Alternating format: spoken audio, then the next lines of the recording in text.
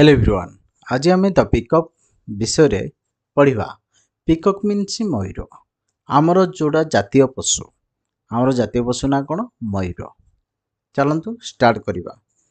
Pickup is a national bird of India. It is the most bird in the world. It is remarkable for its long attractive tail. It has a crown on its head. Its whole body shines elegantly. The male peacock dances, opening the tail when rain comes. Peacock is the national bird of India.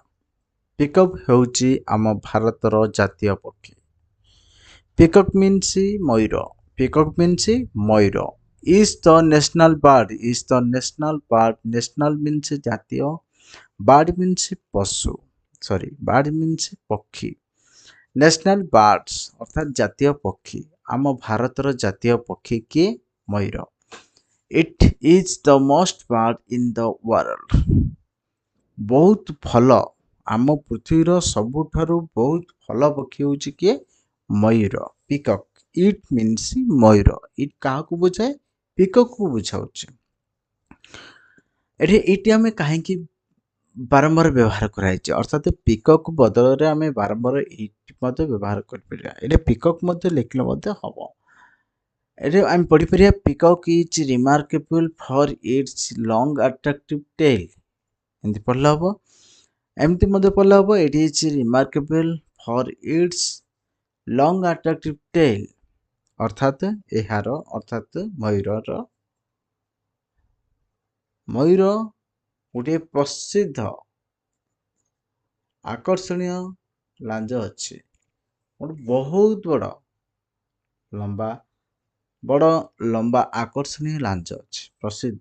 ବହୁତ ପ୍ରସିଦ୍ଧ ଏଇ ଆକର୍ଷଣୀୟ ଲମ୍ବା ଲାଞ୍ଜ ପାଇଁ।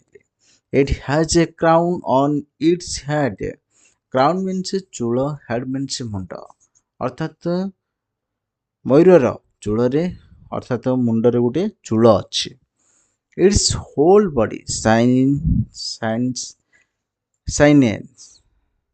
elegantly. ସୁନ୍ଦର ଭାବରେ ଚିକଚିକ କରେ। ସାରା body sign ଚକଚକ କରିବା ଅର୍ଥାତ୍ ସୁନ୍ଦର ଦେଖାଯିବା, ଝଲମଲ ଦେଖାଯିବା। ସାଇନିଂ ଏଲିଜେଣ୍ଟଲି ଅର୍ଥାତ୍ ସୁନ୍ଦର ଭାବରେ। The male peacock dances opening the tail when rain comes. Male peacock ଅର୍ଥାତ୍ ପୁରୁଷ ମୟୂର dances ନାଚିବା, opening ଅର୍ଥାତ୍ ଖୋଲିବା। ଅର୍ଥାତ୍ କେଉଁ ସମୟରେ? ବର୍ଷା ଆସିବା ସମୟରେ ଲାଞ୍ଜ ଖୋଲିକିରି ବା ପରଜାକୁ ବିଞ୍ଚେଇକିରି dances ନାଚିବାରେ ଲାଗନ୍ତି। At that time it looks marvelous. They eat snakes, worms. They love peaceful atmosphere. Eat the past king kept peacock in their garden. Now they are protected is zoos. At the time it look marvelous. ଅର୍ଥାତ୍ ଯେଉଁ ସମୟ ବର୍ଷା ଆସିବା ସମୟ, ଯେଉଁ ସମୟରେ ସେ ଲାଞ୍ଜ ପୁରା ଖୋଲିକିରି ଡ୍ୟାନ୍ସ କରନ୍ତି, ସେହି ସମୟରେ ବହୁତ ସୁନ୍ଦର ଦେଖାଯାଆନ୍ତି। ସେହି ସମୟରେ ଦେ ଇଟ୍ ଅର୍ଥାତ୍ ସେମାନେ ଅର୍ଥାତ୍ ମୟୂରମାନେ ସାପ ଆଉ ପୋକଜୋକ ଖାଆନ୍ତି। ମୟୂର ଯଦି ଥିବ ସାପ କେବେ ଆସିବନି। ମୟୂରମାନେ ସାପ ଆଉ ପୋକଜୋକ ଖାଆନ୍ତି। ଦେ ଲଭ୍ ପିସଫୁଲ୍ ଆଟମସ୍ଫିୟର ଅର୍ଥାତ୍ ପରିବେଶ ଶାନ୍ତିପ୍ରଦ। ସେମାନେ ବହୁତ ସ୍ନେହୀ ଅଟନ୍ତି। ପରିବେଶ ଶାନ୍ତିପୂର୍ଣ୍ଣ ରକ୍ଷା ଶାନ୍ତିପ୍ରଦ ପାଇଁ ବହୁତ ସ୍ନେହୀ ଅଟନ୍ତି। In the past king kept ଅର୍ଥାତ୍ ଅତୀତରେ ରାଜାମାନେ ମୟୂରମାନଙ୍କୁ ତାଙ୍କ ବଗିଚାରେ ରଖିଥାନ୍ତି। ଇନ୍ ଦେୟାର ଗାର୍ଡେନ ଅର୍ଥାତ୍ ସେମାନଙ୍କର ବଗିଚାରେ। ଇନ୍ ଦ ପାଷ୍ଟ ଅର୍ଥାତ୍ ଅତୀତରେ, ଯେତେବେଳେ ରାଜା ଅମଳର କଥା, ସେତେବେଳେ ପିକକ୍କୁ ତାଙ୍କ ଗାର୍ଡେନରେ ଅର୍ଥାତ୍ ସୌନ୍ଦର୍ଯ୍ୟ ପାଇଁ ରଖିଥାନ୍ତି।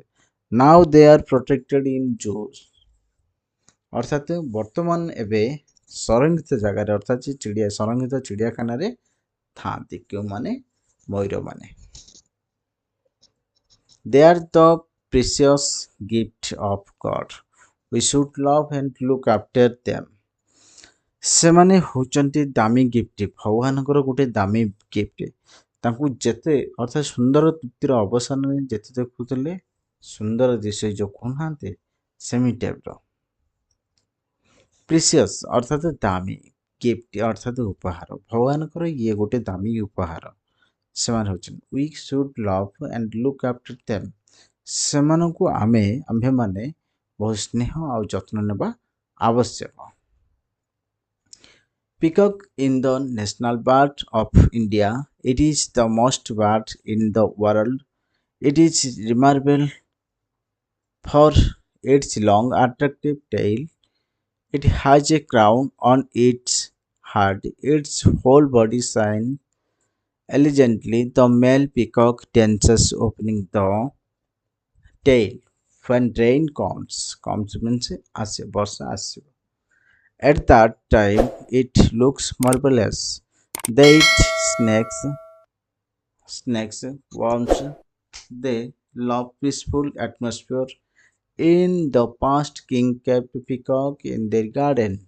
Now they are protected in zoo. They are the precious. Precious means the gift of God. We should love and look after them. Thanks for watching this video. Please like subscribe ସେ keep practising. ଏମିତି story ମାଧ୍ୟମରେ ଶିକ୍ଷା କରିବାକୁ ଯଦି English ଶିକ୍ଷା କରିବାକୁ ଚାହୁଁଛନ୍ତି ତାହେଲେ ଆମ ଚ୍ୟାନେଲ୍ ସବସ୍କ୍ରାଇବ୍ କରନ୍ତୁ, ଲାଇକ୍ କରନ୍ତୁ, ସେୟାର କରନ୍ତୁ। ଧନ୍ୟବାଦ, ନମସ୍କାର।